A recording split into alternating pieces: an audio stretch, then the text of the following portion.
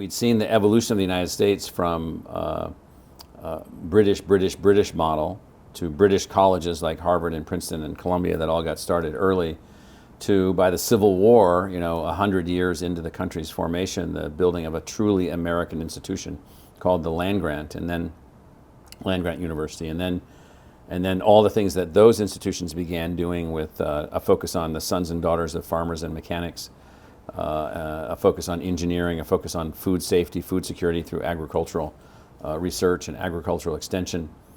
And then the American Research University, which emerged between 1876 and 1890 with 3 prototypes, all funded by philanthropy: Hopkins, Chicago, and Stanford, and then 9 additional schools or 10 additional schools joining them to become the first round of the research universities. That would be Berkeley and Illinois and Michigan and then Columbia and Princeton and other places like that. So they were already in existence, and then they shot up, or using a phrase, they fleeted up to be research universities. And so those 4 waves of American higher education didn't solve all of the issues. It created unbelievable economic opportunity, unbelievable economic competitiveness, military prowess, health outcomes, but with all kinds of disparities in outcomes. And so in the 1970s, when I was an undergraduate at a land-grant university, people started talking about, where's the urban land-grant?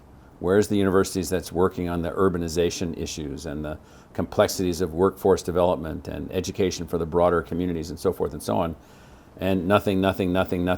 All the efforts to get new kinds of universities going sort of fell by the wayside. And then you began seeing in the 70s and 80s some public universities drifting to become very much like highly selective private universities by raising their admission standards. And then long about the 80s and the 90s, then the coin of the realm for what was considered to be elite performing universities was selectivity and exclusion.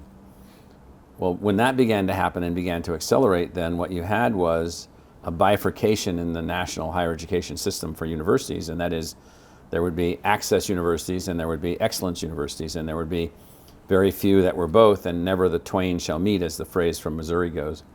And so I began thinking while at Columbia University. I had gone to a land-grant, then I ended up at an Ivy, and my combination of experiences at those 2 places filled me with ideas that were visceral. And reading that I had done as a child and as an undergraduate, and experiences that I had growing up in a working class family where no one went to college, and all the smart kids that I knew never got to go to college. They didn't have any money, they didn't have any opportunity, so forth. I began thinking about new kinds of designs. Out of all of that came sort of a bolt of lightning to me, and that was when something like this. It was like, well, if you think there needs to be a new kind of university out there, you better think it up. You better philosophically ground it. You better come up with the conceptual design based on all the things that you have been doing through all of your life, and then you better find a place where you can maybe work with a faculty that's open-minded and committed to social outcomes, and then build one. I ended up at this graduate school in Syracuse, New York, at Syracuse University, called the Maxwell School for Citizenship and Public Affairs, which was like, for me, like died and gone to heaven. I mean, they have like the Athenian oath on the wall, carved when you go in the door behind a statue of George Washington. And you go in there, and the idea is, how do you make democracy work? Because democracy was a basic concept at conceptual design. That's the American Constitution. Well, conceptual designs are never where you actually end up with. You have to end up with comprehensive designs and multi-tiered designs and multi-layered designs. And so in all of that, I was constantly looking at how could universities be more valuable to the citizens? How can the universities have more impact across the entire economy? How could they reach more families? How could they be less elitist?